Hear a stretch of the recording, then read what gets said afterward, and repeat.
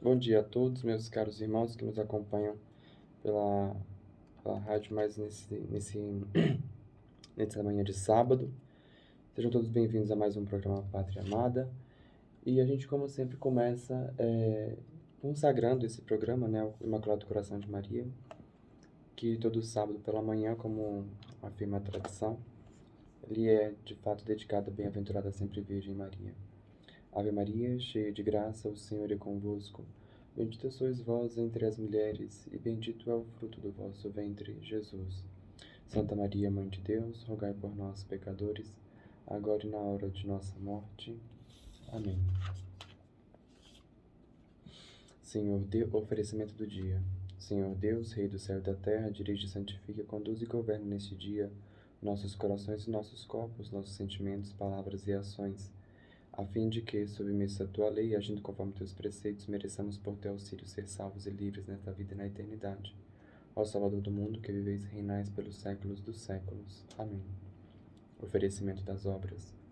Nós vos rogamos, Senhor, que prepareis as nossas ações com a vossa inspiração e as acompanheis com a vossa ajuda, a fim de que todos os nossos trabalhos e orações em vós comecem sempre e convosco acabem por Cristo, Senhor nosso. Amém.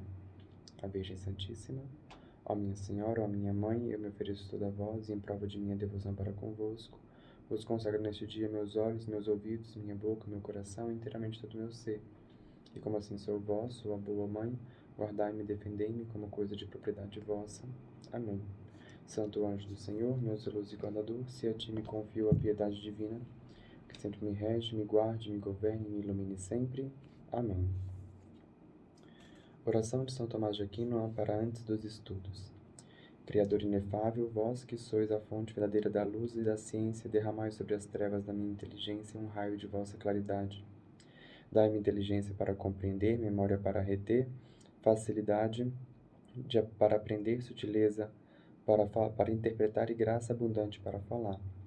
Meu Deus, semeai em mim a semente da vossa bondade. Fazei-me pobre sem ser miserável, humilde sem fingimento, alegre sem superficialidade, sincero sem hipocrisia. Que faça o bem sem presunção, que corrija ao próximo sem arrogância, que admita sua correção sem soberba. Que a minha palavra e a minha vida sejam coerentes. Concedei-me verdade das verdades, inteligência para conhecer-vos, diligência para vos procurar, sabedoria para vos encontrar, uma boa conduta para vos agradar, confiança para esperar em vós, constância para fazer a vossa vontade.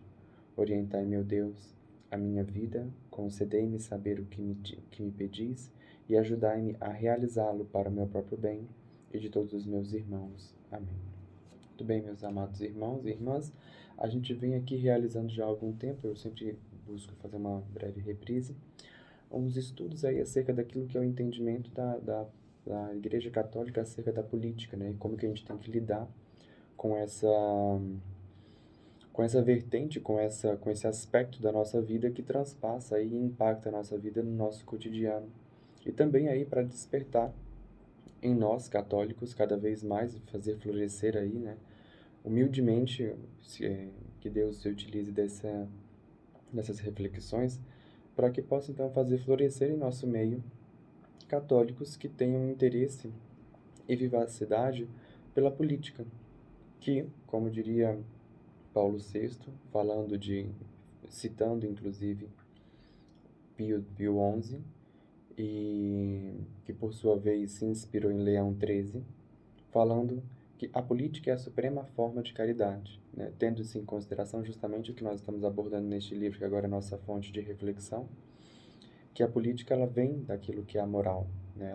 Ela é a política, a realização da política, a política ela se realiza, ela se concretiza dentro de um campo da nossa vida que é o campo da moral. E aí, inclusive vou aprofundar um pouco mais essa reflexão aqui, que não entenda neste sentido de que, porque a política se aplica dentro do campo da moral, que necessariamente ela é moralizada naquilo que você entende hoje como moralismo ou como moralidade. Porque quando a gente fala acerca daquilo que é o campo, ou seja, a área, né, acerca daquilo que é a moral, nós estamos falando dentro do campo que é a obrigação do ser humano em fazer, mas que ele livremente deve fazê-lo. Ele não é, nós não somos obrigados, né? Quando se fala de moral, nós estamos falando justamente dessas atividades, dessas operações, né, que se realizam dentro daquilo que é o aspecto da nossa racionalidade. A gente já falou disso aqui semana passada, eu vou falar um pouquinho mais essa semana também.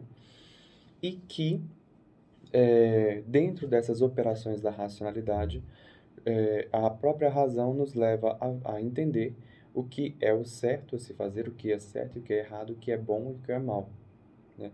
E dentro dessa racionalidade, dessas operações racionais que nós realizamos, que é próprio, inclusive, da natureza humana, próprio específico da natureza humana e da liberdade humana, e por assim dizer, por ser próprio e específico, constituem, por sua vez, aquilo que é o caminho para a perfeição do próprio homem.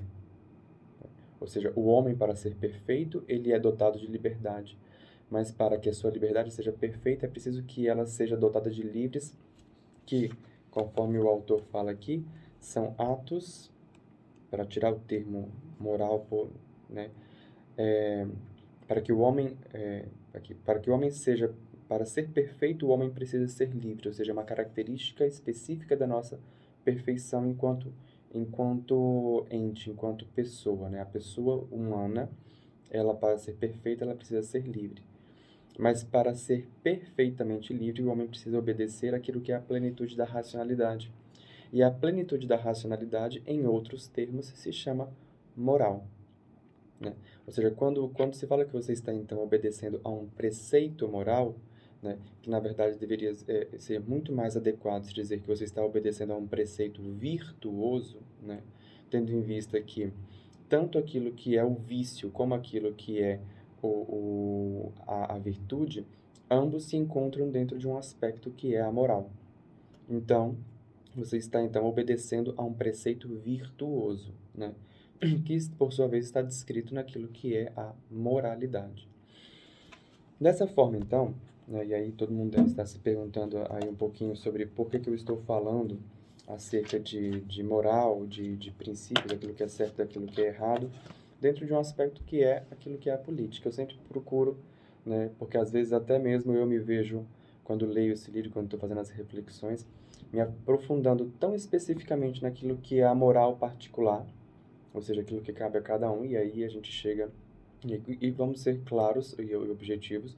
Quando se fala de moral, nós necessariamente estamos falando daquilo que é pecado e daquilo que não é pecado, daquilo que é pecado e daquilo que é uma atitude graciosa, tá bom? Daquilo que é uma atitude virtuosa e daquilo que é uma atitude viciosa, né? Os em termos contraditórios. Então eu me vejo tão especificamente que eu tenho sempre que mergulhar e depois eu tenho que voltar e trazer este assunto até aquilo que é o nosso ponto específico, mostrando quais são as nuances daquilo que é a política. Compreenda isso dessa forma como se fosse, digamos assim, o cerne de nossa questão. Como a política, por sua vez, ela busca a organização da sociedade, e essa organização, dentro dessa organização da sociedade, não está apenas os aspectos administrativos. Isso quer dizer, a política não está aqui apenas quando ela organiza a sociedade, legislando acerca de trânsito e organizando o trânsito, ou construindo uma pavimentação, ou construindo um hospital, ou ditando como é que tem que ser feito determinados tipos de regulamentos, mas ela também se prende a aspectos naquilo que tange a organização moral da sociedade, né? Em que sentido? Ela não vai postular, por exemplo, a existência ou a não existência de Deus. A política não vai versar sobre isso. Mas a política com certeza vai versar, por exemplo, se matar uma pessoa ou agredir uma pessoa, se isso é lícito ou se isso não é lícito, né? Então, dentro dessa licitude, que tange justamente aquilo que é o aspecto da moralidade, que por sua vez também tange aquilo que é o aspecto da ética, né?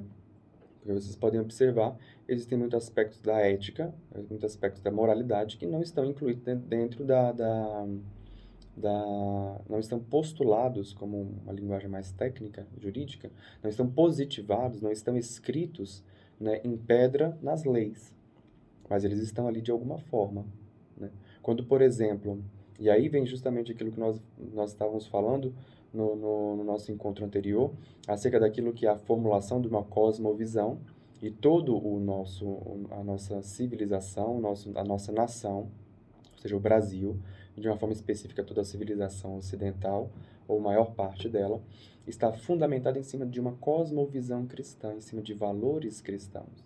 Você pode, inclusive, observar isso quando nós temos, por exemplo, o Estatuto do Idoso, que versa não somente acerca do cuidado das pessoas mais velhas, como também versa acerca dos cuidados e das obrigações que os filhos têm que ter para com os pais. Você pode, inclusive, dizer que isso é um valor e um preceito que está imerso em todas as dimensões, em todas as religiões. Eu poderia dizer em todas as religiões, mas em todas as religiões que eu tenho conhecimento, eu vejo que isso, de certa forma, se expressa assim. Mas isso chegou à positivação de nossas leis, não por influência do hinduísmo, não por influência do budismo, não por influência de outras religiões, mas isso foi impresso em nossas leis por meio da influência do cristianismo, né? Então, quando se fala, inclusive, acerca, por exemplo, de que o Estado tem que ser completamente laico, ou que, por exemplo, algumas coisas não podem sofrer influência da religião, como, por exemplo, a psicologia não pode, né, o psicólogo não pode influenciar, não deixar a religião influenciar a sua religião influenciar a sua conduta enquanto psicólogo. Então, há de se perguntar, por exemplo, que tipo de conselhos que um psicólogo tem que dar para um pedófilo que se apresenta para ele para fazer algum tipo de tratamento. Fala assim, como é que o psicólogo tem que se comportar com isso? Ele tem que se esquivar de sua responsabilidade moral e simplesmente dizer que a pessoa tem que viver os seus impulsos dessa forma, ou ele tem que, de fato, ou ele irá olhar para aquilo que é a sua memória e a sua consciência, né, a sua memória moral e da sua consciência que foi formada, né, e impressa a partir de valores cristãos, e vai fazer uma abordagem de modo a alterar essa percepção desse indivíduo, a corrigir isso, né? Ou mesmo outros comportamentos que são hoje, que são em nossa sociedade, às vezes condutas criminosas ou não. Então, todos esses aspectos, né, nós estamos olhando naquilo que se diz respeito à política. Porque, afinal de contas, quem coordena os valores morais de uma sociedade, coordena a conduta da sociedade. Se nós tivéssemos, por exemplo, uma instituição coordenada, né, uma pessoa que ditasse literalmente como que as pessoas devem fazer aquilo que é certo e aquilo que é errado, e é por isso justamente que algumas pessoas falam que a religião, como é que a frase célebre, ela fala assim, que a religião é uma forma de dominação das pessoas. Eu falo, muito bem, se a religião é uma forma de dominação da pessoa e você tem tanta certeza quanto a isso, você tem que me mostrar como que no passado, 2, 3, 4, 5 pessoas se reuniram e falaram lá, a gente vai dominar todo mundo aqui, a gente vai inventar uma série de regras para essas pessoas viverem e através dessas regras a gente vai dominar todos. Existiu essa reunião, existiu esse tipo de deliberação com esse tipo de intuito, com esse tipo com este objetivo claro? Não. Você pode dizer que por meio a religião, por meio de sua autoridade, ela sim coordena as ações das pessoas? Sim, isso é uma verdade. Agora, livre e espontaneamente, ela direciona essa coordenação moral para determinados finalidades de poder, finalidades políticas? Não. Isso não pode ser atribuído como verdade. Em que sentido? No sentido de que, quando você coloca aquilo que são os preceitos morais, você necessariamente está olhando aquilo que é uma observação, que inclusive daqui a pouco eu vou chegar nesse ponto aqui no livro. E que livro é esse, né? Eu sempre costumo falar um pouquinho desse livro, né, que nós estamos refletindo. O título do livro é Concepção Católica da Política, do padre Júlio Menvielli. Concepção Católica da Política, do padre Júlio Menvielli, né, que foi editado aí pelo Centro Anchieta, né, a editora Centro Anchieta. Então, o São Tomás de Aquino, quando ele faz a reflexão acerca daquilo que é a moral, e aí vem justamente fazendo um spoiler aqui do que a gente já vai refletindo, a moral ela não é sacada como quem saca um coelho da cartola a prioristicamente. A moralidade ela é uma série de preceitos que estão impressos na nossa consciência de modo daquilo que tange a própria observação das coisas. E essa observação, necessariamente, ela parte, né, necessariamente, inicialmente, daquilo que foi a inconsciência do homem, ou seja, necessariamente o homem partiu de coisas que estavam ali, ele foi construindo a sua moralidade a partir daquilo que era a sabedoria do princípio das coisas. E o que é a sabedoria?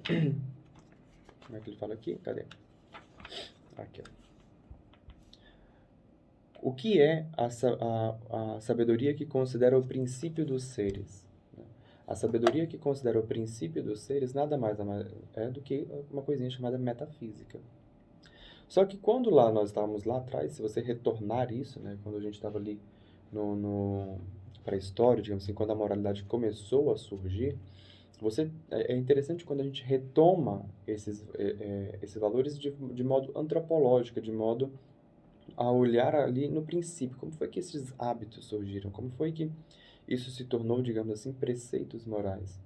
Ou seja, aquelas pessoas ali não estavam ali como assim, não eram São Tomás de Aquino, não era Aristóteles pensando, eu estou aqui e este princípio metafísico surgiu e eu não tenho que matar o meu irmão porque eu compreendo o princípio, né, a sabedoria que considera os princípios do ser e não foi assim que aconteceu, né?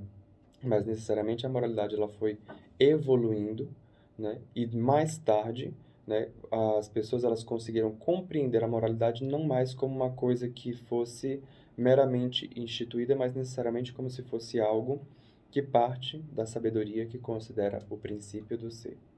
E quando você chega na sabedoria que considera o princípio do ser, né, seja o ser humano que o ser nós estamos falando aqui filosoficamente no sentido daquilo que é o ente, né?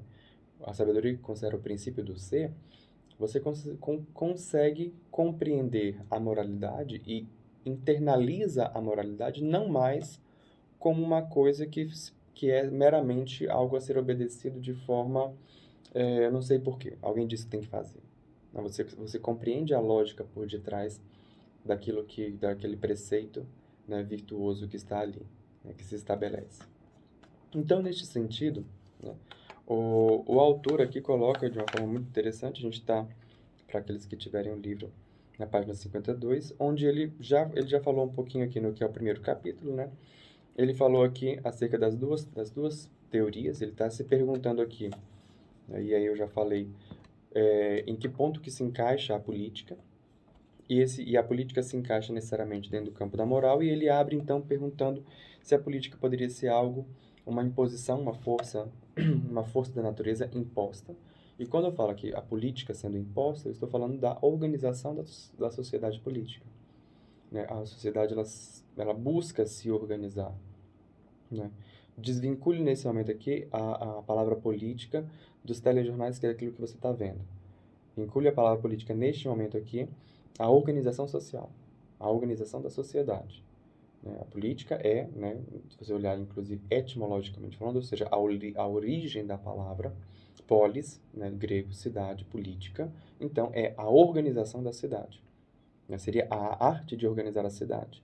Só que em outros aspectos, em especial a partir da Idade Média, quando então surgem o que as pessoas falam que é o pai da política, Niccolo Maquiavel, mas não necessariamente, né, o pai da ciência política.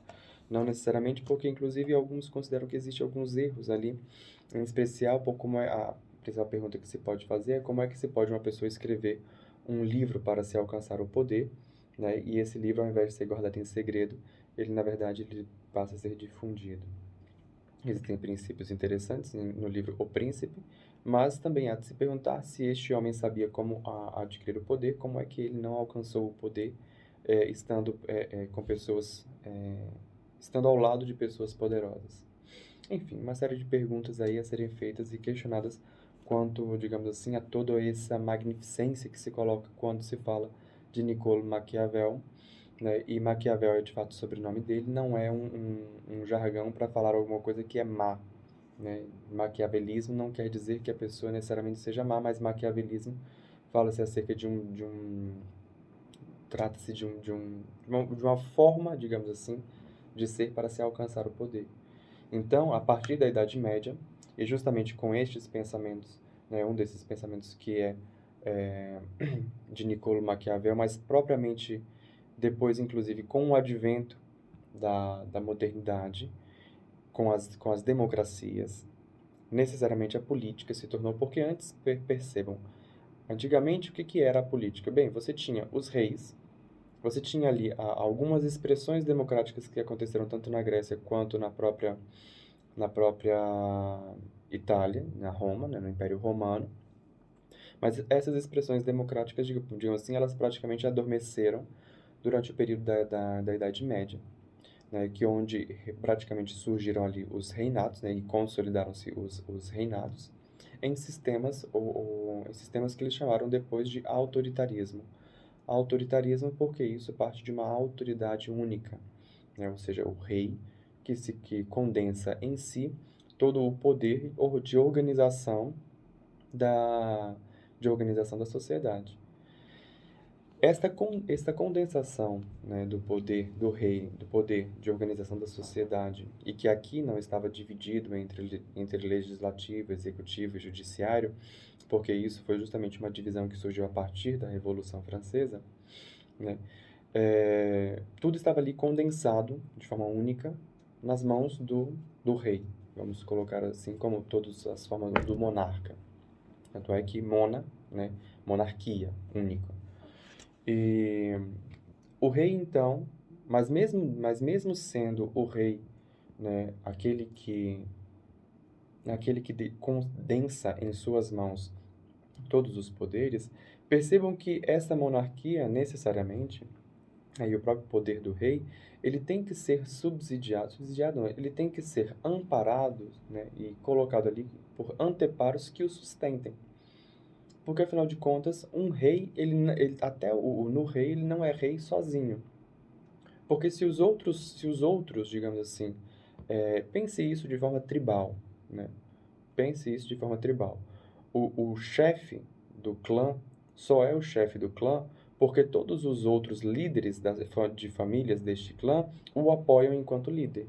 Porque no momento em que a sua autoridade for questionada, e for questionada e for vencida, assim como também em um bando, por exemplo, de lobos, onde quando o lobo que é o líder, ele tem a sua autoridade questionada e derrotada, ele perde a sua liderança. Geralmente ele morre, né, quando isso acontece. A mesma coisa também acontece em alguns, em outros, em outros,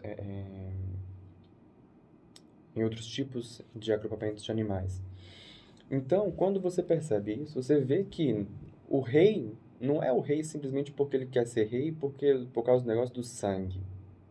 Não. O rei, ele se tornou o rei porque ele precisou e ele precisa, para se sustentar enquanto rei, do apoio daqueles que o consideram como rei. E aí sim surge tanto a questão daquilo que é próprio, né, da soberania, ou seja, o rei é a autoridade máxima na terra e acima dele somente Deus, porque de fato depois dele somente Deus. Isso inclusive é um aspecto de uma concepção metafísica da coisa, né? Existem relatos inclusive de que alguns reis da França inclusive faziam milagres, né? E isso não estava associado diretamente à fé dele, ao cristianismo, ao nosso Senhor Jesus Cristo, não tem nada a ver, muito pelo contrário. Então, quando a gente observa isso, e ali justamente nesse florescer daquilo que é essa nova, né, dessa política, você observa que a política ali se trata daquilo que é o estabelecimento das relações para se sustentar no poder. Eu estou aqui traçando justamente essas duas diferenciações, ou seja, aqui eu estou falando, quando eu estou lendo este livro, eu estou falando acerca daquilo que é a administração da cidade, né? E chegando justamente à conclusão de que a administração da cidade, a gestão da cidade, a organização dessa, incluindo a própria organização dos limites e liberdades individuais, né, e a sua abrangência, por óbvio, não necessariamente tem a ver com aquilo que é o aspecto do alcance da manutenção do poder. Se na Idade Média, então, você tinha que as pessoas alcançavam o poder por meio da hereditariedade, né? mas ao mesmo tempo elas tinham que coordenar ali o seu apoio para não perder o seu prestígio, né? E isso muitas vezes acontecia por meio da força, como por exemplo os impé- o, o rei francês ali consolidando, aliás, não somente o rei francês, mas como todos os reis da Europa, quando estavam consolidando seus poderes, eles basicamente se reuniram ali os principais feudos, né? E estes feudos foram então condensando os seus poderes e arregimentando e conquistando outros feudos e assim por seguinte até que se consolidavam naquilo que a gente chama de estados modernos. A França se fechou no estado moderno, a Inglaterra, né, no estado moderno que estava lá na ilha, né, juntamente com outros três, a Irlanda, a Escócia e tem um outro que é o país de Gales. Então você percebe justamente que essa disputa de poder não era tão acirrada, ou talvez a gente não considere tão acirrada, porque você não tinha eleições. Aqui não, a gente percebe essa disputa de poder ano a ano. Todo ano isso acontece, mas quando você pega, por exemplo, Carlos I da Inglaterra, que quis ser o bambambam bam, bam de tudo, ele estava lá e ele foi julgado por alguns crimes, inclusive crimes de traição, e quando ele estava no julgamento, ele estava lá dizendo, não, só quem pode me julgar nesse negócio aqui é Deus, porque eu sou o rei e acima de mim só tem Deus, então somente Deus pode me julgar. E o povo então diz, né, muito bem, então que somente Deus pode te julgar, que você vá se entender com ele e ele te julgue lá como ele achar melhor, mas aqui a gente vai cortar a sua cabeça. E cortaram a cabeça do rei Carlos I. Contudo, eles não aboliram a monarquia, né? Eles se mantêm, inclusive a monarquia mais expressiva que se tem hoje no mundo é a monarquia inglesa, né? Monarquia parlamentarista. Vendo então dessa forma, e a gente estabelece justamente essa diferença, né, para dessa abordagem que eu acho extremamente importante se falar, porque quando eu estou falando do livro, eu estou falando da política em termos de organização da sociedade. E essa organização tanto no aspecto administrativo como também no aspecto moral daquilo que são os limites de cada indivíduo para a sua convivência social. E quando você está ligando a sua televisão, você está vendo justamente a confluência entre esta política, que é a organização da sociedade, misturada com aquilo que é a disputa pela manutenção do poder. Ao contrário do rei, né, o presidente, ele tem que disputar poder de 4 em 4 anos para ver se ele continua na presidência, ou se ele será reeleito, motivo inclusive pelo qual eu, particularmente, não concordo com a instituição da reeleição. Eu acho que não deveria haver reeleição justamente para que não houvesse essa contínua disputa nos 4 primeiros anos de mandato aí, para que ele pudesse permanecer nos próximos 4. De fato, um presidente ele só governa de fato nos 4 anos seguintes, quando ele é reeleito, porque os primeiros 4 anos é só para fazer favores para ele continuar bem e ser reeleito no segundo, e aí sim ele governa, mas por que ele governa, ele teoricamente governa nos outros 4 anos? Porque ele já não tem nada a perder em termos eleitorais, a não ser que ele sofra um impeachment, né? Mas em termos eleitorais ele pode, em termos de populismo, digamos assim, ele tem os laços mais afrouxados e ele pode fazer mais coisas do que ele faria então no primeiro mandato. Isso não quer dizer que necessariamente, então a gente tem que reeleger uma pessoa porque agora sim ela vai fazer o que tinha que ser feito. Não é isso que eu estou falando. Mas eu estou falando necessariamente que, por exemplo, você pega inclusive um exemplo muito interessante, que foi o prefeito de Colatina, agora eu não me recordo o nome dele, que ele disse que ia fazer somente um mandato e fez um excelente mandato de prefeito. Não estou aqui fazendo propaganda política mesmo porque eu moro no Distrito Federal. Estou vendo, inclusive, que foram as pesquisas, que ele foi muito bem avaliado. E assim que ele encerrou o mandato dele, que foi no ano passado, né? Foi no ano passado, que ano passado, inclusive, teve eleição, ele não concorreu à reeleição. Ele disse e, de fato, não concorreu à reeleição. Então, são essas duas... Quando você liga a televisão, para que você não tenha esse entrechoque de ideias entre aquilo que eu estou falando com este livro e aquilo que é a política quando você liga a televisão, né, ou você abre os jornais que você vê o que está acontecendo, ou quando você vê uma eleição, ali você está vendo justamente a política mesclada com com seus dois principais aspectos, que é a disputa do poder, que constantemente os agentes eles estão ali, de alguma forma, brigando para se manter no poder. Quando eu falo agentes, eu estou falando de agentes políticos. E do outro lado, eles estão, por meio, inclusive, dessa própria disputa, administrar a cidade, tá certo? Bem ou mal, tá certo? Bem ou mal, vocês, isso cabe ao julgamento de vocês, mas bem ou mal, todos eles ali, de alguma forma, querem, segundo suas consciências, administrar bem e fazer bem para o seu povo, né? Você pode dizer, isso é mentira.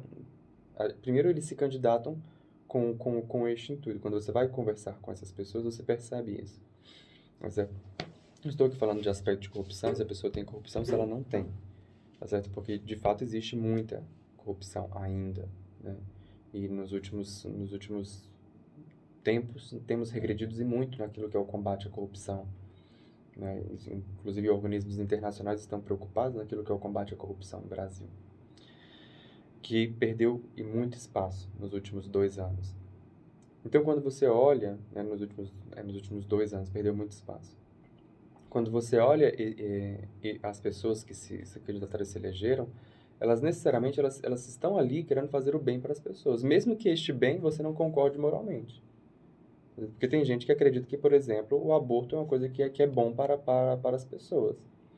Tem gente que defende isso. Na consciência dela, ela acredita que isso é uma coisa boa. Nós, católicos cristãos, a gente considera que isso é uma coisa ruim. Então, este bem comum, inclusive, é o objeto que nós vamos tratar aqui hoje. O autor, então, ele fala acerca daquilo que é, né, partindo aí daquilo que... Ele fala acerca daquilo que é a perfeição humana. Na perfeição humana, ele fala que a racionalidade e a plenitude, ele alcançam aquilo que é a parte da perfeição humana. E por meio dessa racionalidade, ele pode, então, modular a sua liberdade, né?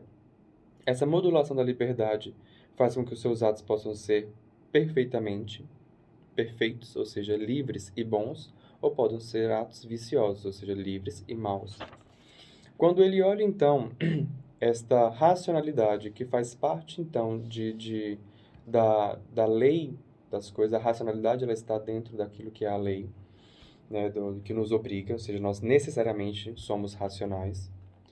Ele olha, então, que a própria racionalidade faz com que nós alcancemos aquilo que é a consciência do que é bom e do que é mal. Alcançando a consciência daquilo que é bom e do que é mal, o ser humano passa a estar obrigado, embora não por força da natureza, mas por força da moralidade, a obedecer aquilo que é bom à sua natureza. Mais para frente aqui, Santo Agostinho vai dizer, Santo Agostinho não, Santo Tomás de Aquino, vai dizer que o bem, né, ou seja, aquilo que é bem para o homem, é tudo aquilo que sente o homem uma inclinação natural. E mal é tudo o que a todo custo deve se evitar, aquilo que contraria e se opõe a este bem. Ou seja, o bem é a inclinação natural que o homem tem. Por exemplo, você tem uma inclinação natural a gostar de sua mãe. Você tem uma inclinação natural a respeitar o seu pai. Você tem uma inclinação natural a respeitar os mais velhos. Você tem uma inclinação natural a preservar a sua vida.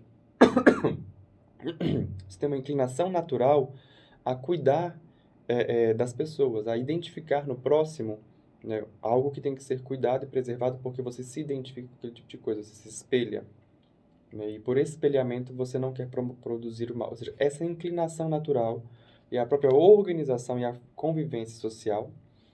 São Tomás de Aquino vai dizer que nós temos uma inclinação natural, inclusive, para o convívio social, né? Essa inclinação, inclusive, ela não se limita apenas a essa necessidade, mas de fato as necessidades materiais, ou seja, porque nós precisamos conviver mas ela se extrapõe para aquilo que é a necessidade do homem material, intelectual e também moral, tendo em vista que o homem só se realizará plenamente em uma sociedade política, porque ele tem que se organizar. E por que, ou seja, se ele só se realiza plenamente na sociedade política, porque isso aqui é um ciclo, inclusive, porque a organização da sociedade é necessária para que o homem obtenha para si aquilo que são os seus bens materiais e também os seus bens intelectuais. E em especial para o alcance dos bens materiais, é exigido aquilo que é a intelectualidade que só se alcança por meio da coletividade. Em que sentido? No sentido de que, por exemplo, nós não temos capacidade individualmente de conhecer tudo aquilo que nos é necessário para produzir tudo aquilo que nos é necessário. Eu não tenho conhecimento para produzir essa garrafa de plástico que está na minha mão, por exemplo. Eu não tenho conhecimento para produzir essa xícara que está aqui na minha frente. Eu não tenho conhecimento para produzir, em termos materiais, este livro que eu estou lendo, ou este celular que está me filmando, ou este microfone pelo qual eu estou falando. Assim como eu não tenho conhecimento para plantar, né, tudo aquilo que eu necessito para comer. Então, para suprir todas essas necessidades, exige, né, nos é exigido um grande aporte logístico e de especialização de conhecimentos. Mesmo e de especialização de conhecimentos, onde este próprio conhecimento e esta intelectualidade não apenas tenham especializações, mas essas especializações também se aconteçam de forma tradicional. O que é tradicional? Ou seja, o conhecimento é passado de geração a geração. É doado, tradição, né? Quer dizer doação, né? Doar de um para o outro, passar de graça para frente. Né? Então, inclusive, dizer que foi passado pela tradição é até um pleonasmo vicioso. Né? Então, quando você fala que quando existe essa necessidade dessa organização, eu sempre lembro a seguinte coisa: quanto conhecimento, né, quantos anos se levou, por exemplo, né, para se chegar a um pé de alface? Pé de alface pé de alface, ou então tomate, né, que não gosta de alface, ou então carne nem tanto, porque você não são muitas as carnes que você come e morre, né? Se comer um peixe que é envenenado, você pode morrer, mas enfim, a carne nem tanto. Mas vamos às hortaliças mesmo, de fato, que foi assim, a alimentação primeira e mais fácil que o homem se alimentou. Quanta tecnologia tem, né, em um tomate que está na sua mesa? Eu não estou falando da tecnologia de plantio, não estou falando, não, isso aí depois, mas estou falando da tecnologia simples e rudimentar, né, que levou o homem a descobrir que ele podia comer tomate, aquele tomate que ele não podia comer o tomate. Ou então, por exemplo, pegar a mandioca, que tem o que eles chamam de mandioca brava, que é a mandioca venenosa. Onde, se você comer aquele tipo de mandioca, inclusive, que é a mandioca venenosa, que é a mandioca brava, tem até a forma. Olha só pra você ver que coisa curiosa.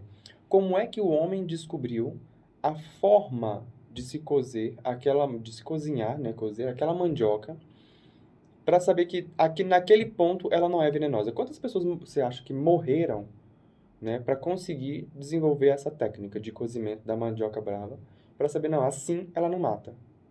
Ou mesmo o baiacu, por exemplo, que é um peixe venenoso, não, se fizer desse jeito, não mata.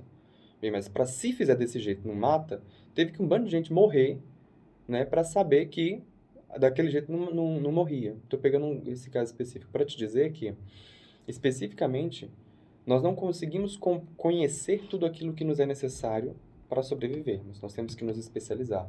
Daí, inclusive, surge a real necessidade, né, da convivência, da nossa convivência. Coisa, inclusive, que ele fala aqui, que quando você surge, né, porque você fala assim, tá, mas o que isso tem a ver com distinguir aquilo que é o bem e aquilo que é aquilo que é o bem e aquilo que é o mal? Ora, se o bem é tudo aquilo para o qual o homem tem uma inclinação natural, São Tomás de Aquino nos ensina isso, né? Existem, então, segundo o próprio São Tomás de Aquino, coisa que já foi dita, inclusive, no último encontro, três coisas na qual existe essa inclinação, primeiras, inclusive, na qual existe essa inclinação natural. Essa inclinação natural, ela necessariamente vai passar por aquilo que é a sobrevivência. A segunda inclinação é a inclinação da procriação, né? Ou vou ter aqui o nome da palavra Cadê? Da perpetuação, esse é o nome que eu estava procurando. Então, ou seja, o primeiro é a sobrevivência, segundo, perpetuação, e terceiro, né, e que abraça esses dois necessariamente, é aquilo que é a convivência social. Porque para se perpetuar e para se manter, ou seja, para sobreviver e para se perpetuar enquanto espécie, o homem buscou o convívio social para aperfeiçoando, né, o seu estilo de vida pudesse, então, ampliar. Ou alguém tem dúvidas de que, convivendo em sociedade, o homem conseguiu sobreviver muito mais tempo do que antes.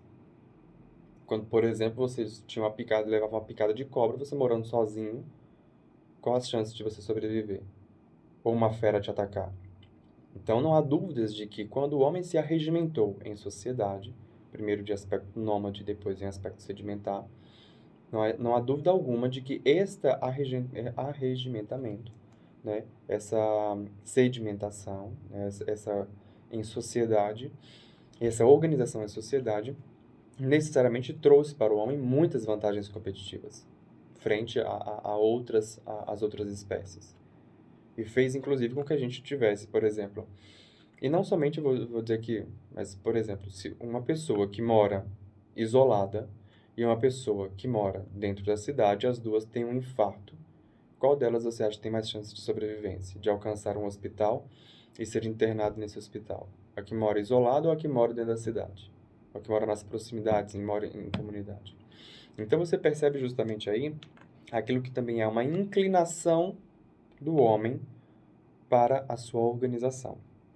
Neste sentido, então, né, partindo disso que tudo que falou, tudo que foi dito, você conclui então que a sociedade é um produto natural. A sociedade política, ela é um produto natural.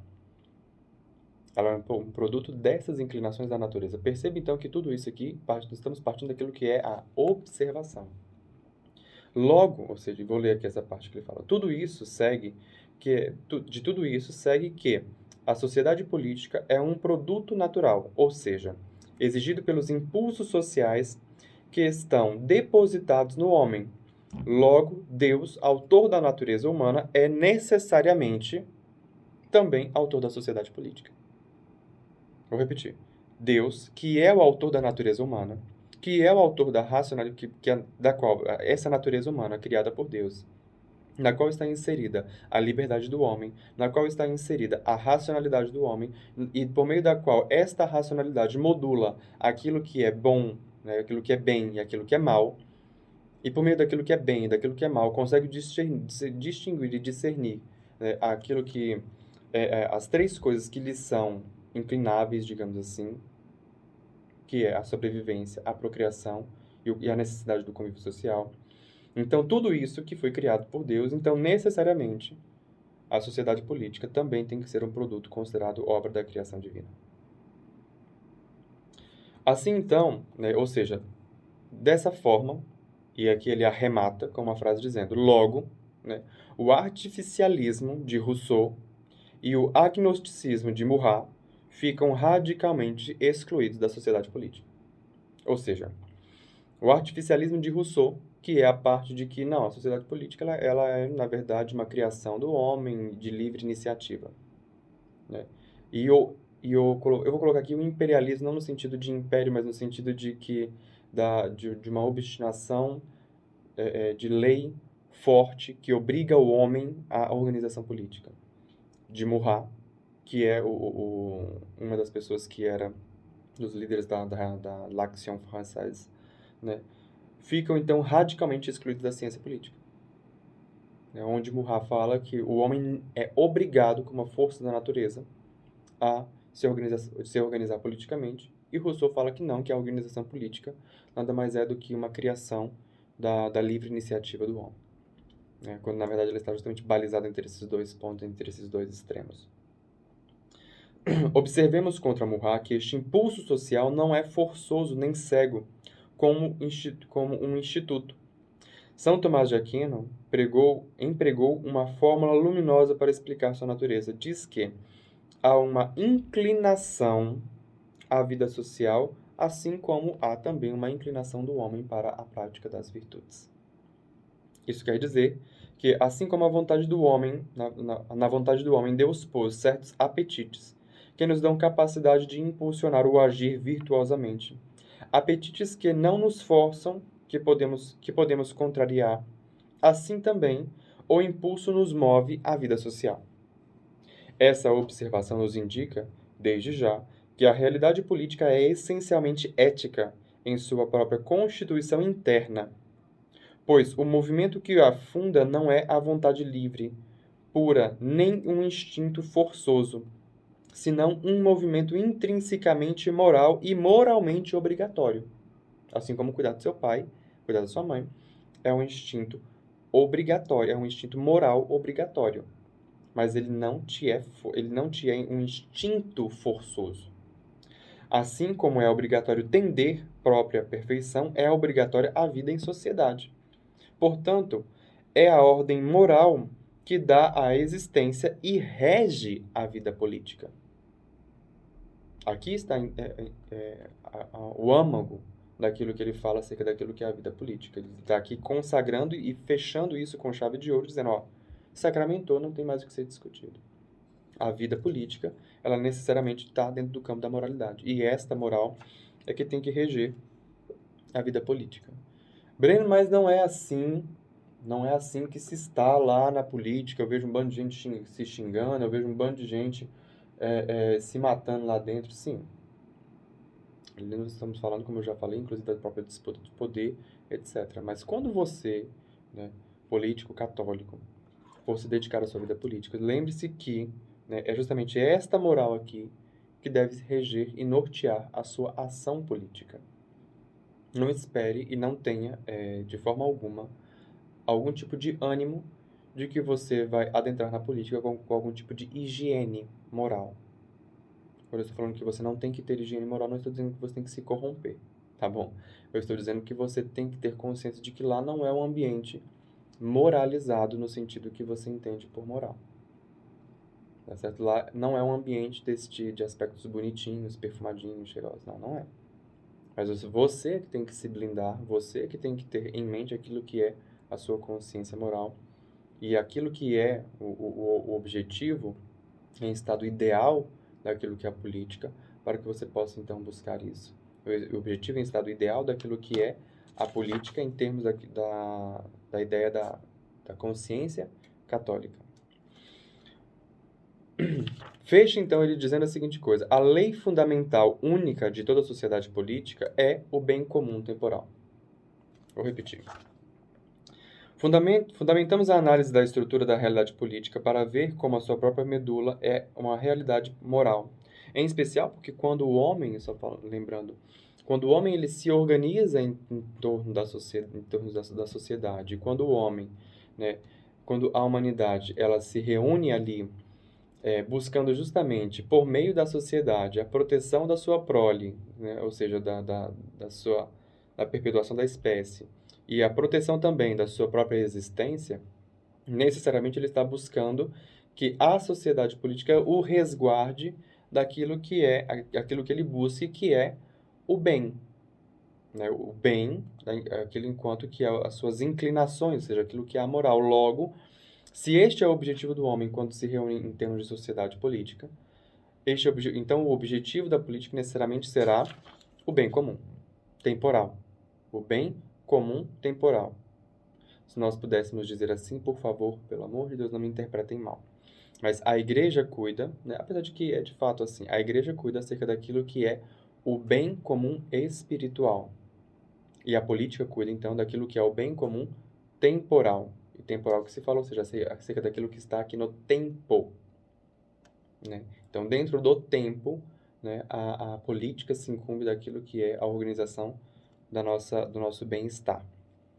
Nesse sentido, então, há que se perguntar, mas não seria possível olhar apenas a família como uma necessidade de agrupamento?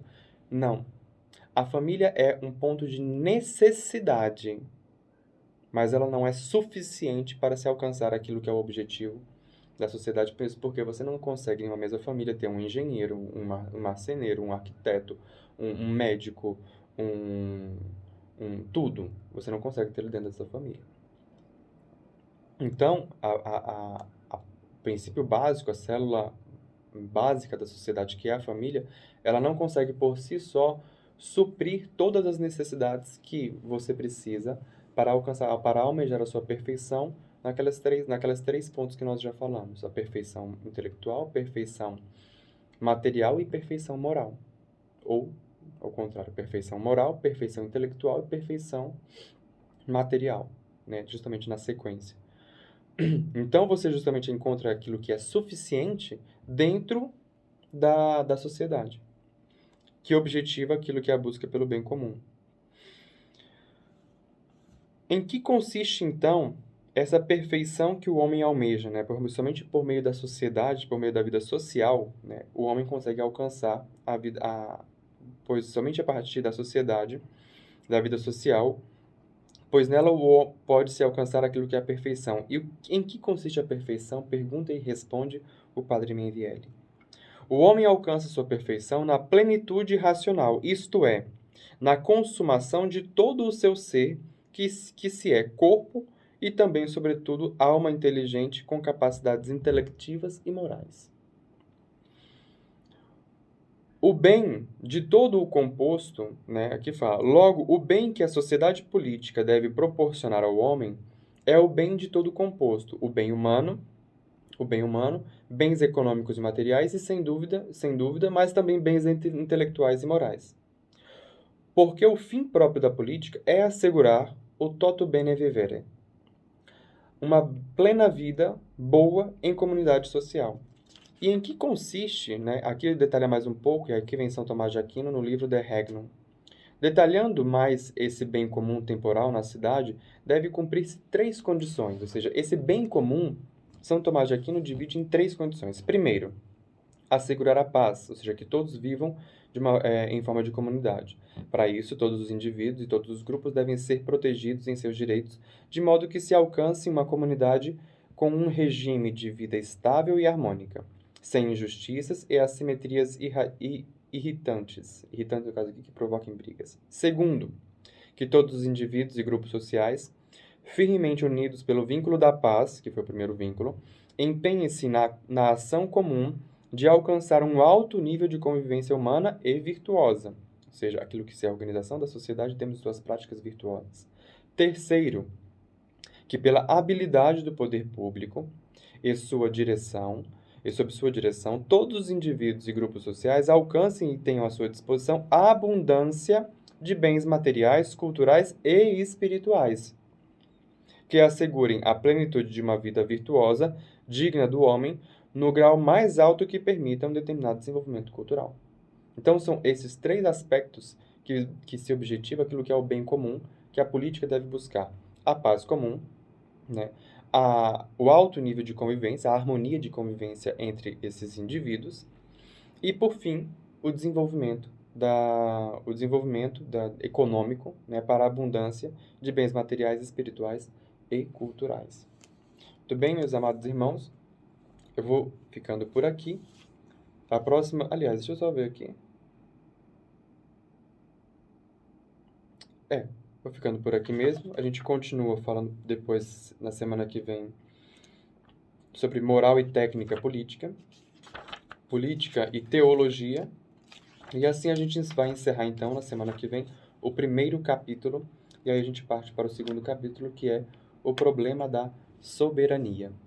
Meus caros irmãos, muito obrigado pela participação. Meu nome é Breno Paradello e eu estou aqui todo sábado com vocês às 10 horas da manhã no programa Pátria Amada, fazendo essas reflexões acerca daquilo que é a política, a organização de nossa sociedade e buscando trazer aí este tema sempre para os nossos debates. Aqueles que quiserem me acompanhar podem também me seguir nas minhas redes sociais, que é breno.paradello, seja no Twitter, Instagram ou Facebook. Muito obrigado a todos, tenham uma excelente semana e até o próximo sábado.